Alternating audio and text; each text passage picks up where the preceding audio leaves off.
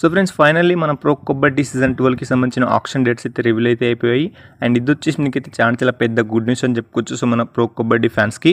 And ఈసారి ఇంత త్వరగా పెట్టడానికి కారణం ఏంటి, అండ్ మనకు సీజన్ 12 వచ్చేసి ఆప్షన్ ఎక్కడ జరుగుతుంది అండ్ డేట్స్ అండ్ మనకు టైమింగ్స్ ఏంటనేది సో ఈ వీడియోలో మీకైతే ఫుల్ ఇన్ఫర్మేషన్ అయితే ఇవ్వబోతున్నాను కాబట్టి సో తప్పకుండా వీడియోని తెండో చూడండి. సో వీడియోని వస్తే నెక్స్ట్ షేర్ చేయండి అండ్ ఛానల్ సబ్స్క్రైబ్ చేసుకోండి.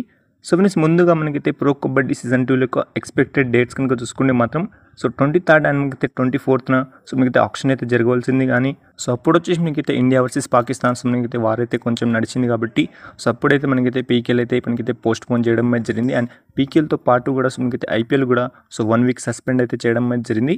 కాబట్టి ఇప్పుడు వచ్చేసి మనకైతే కొత్త డేట్స్ అయితే రావడం అయితే జరిగింది సో ఆప్షన్కి సంబంధించింది.